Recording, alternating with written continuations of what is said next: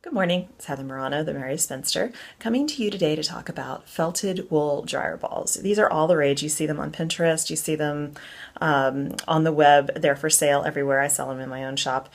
They make great gifts and they're perfect for your laundry. Why?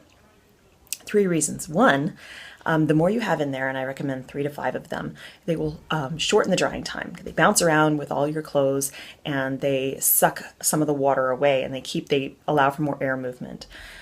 Two, they will eliminate static.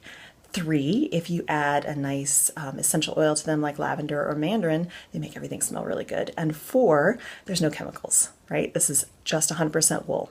So when you go get your wool to make your dryer balls, make sure it is not superwash. Superwash means it won't felt, and you want these to felt, right? So mine, I'm going to show you in a minute, they are hand spun wool because I have lots of wool lying around. That's one of the things I do. But you don't have to do that. Go get the least expensive wool you can find. And if you want to do pretty colors, great, be creative. So we will come right back and I'll show you the items that you need to make your felted wool dryer balls. Okay, so here's the collection of things that we need. You need some wool, yarn. This is hand spun that I'm using here that I had. This is a singles I'll never use, so I might as well just use it for this. You need a pair of scissors. You need a leg from some pantyhose, which I had a ton laying around because who wears these anymore? You need your balls, of course, after you wind them up from your wool. And then you need some non-wool, so either acrylic or cotton yarn. And the reason is you're going to use this to tie these this little caterpillar up here. And if you use wool for your ties, you'll never get it undone because it will felt. So what we're going to do is after we make our little balls, here's your yarn, you're going to roll it up, use 2 fingers, roll it around each one and just keep rolling and rolling and rolling and turning, and then you'll get a ball. Just like that. And then what I do is I use a little crochet hook to pull the extra piece through just to make sure that it doesn't unravel. Then what we do is we go to the toes of the pantyhose and we put our first ball in. And I stretch it as tight as I can around there, and then I tie a little bow tie in between each one. And then you see here, it's a pretty big caterpillar. I'm making a lot today because these are pretty quick. Once you get them all spun up, it's pretty quick to manufacture them. And then what you're going to do is you're going to take this, put it into your washing machine with, I like to use towels or blankets, something that is going to tolerate high heat. So you're going to want to use high heat with the water and high heat with the dryer. Okay, so I actually have 2 little kids, so I have tons of laundry all the time. So this morning I'm going to put these in with some blankets and sheets and put it on high heat.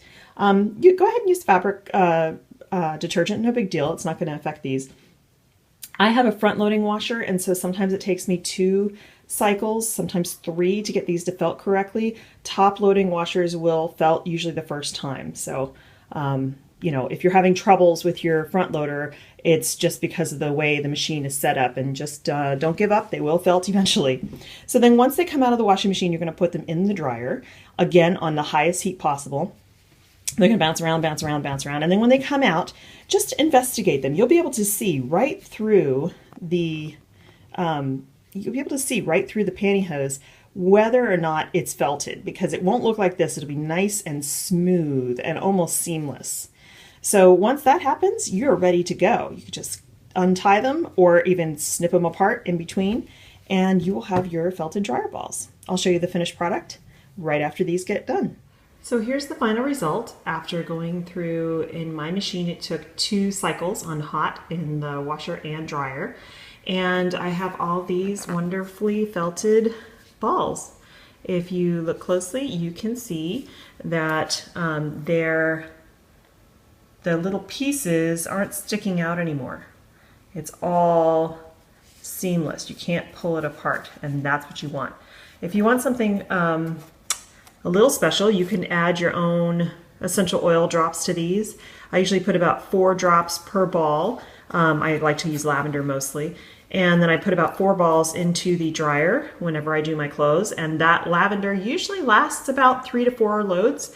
But you can also use them unscented. It doesn't matter. It's still going to give you faster drying times and non-chemical way to dry your clothes. So I hope you've enjoyed this. If you have any questions, please post to the blog, and I will see you next time.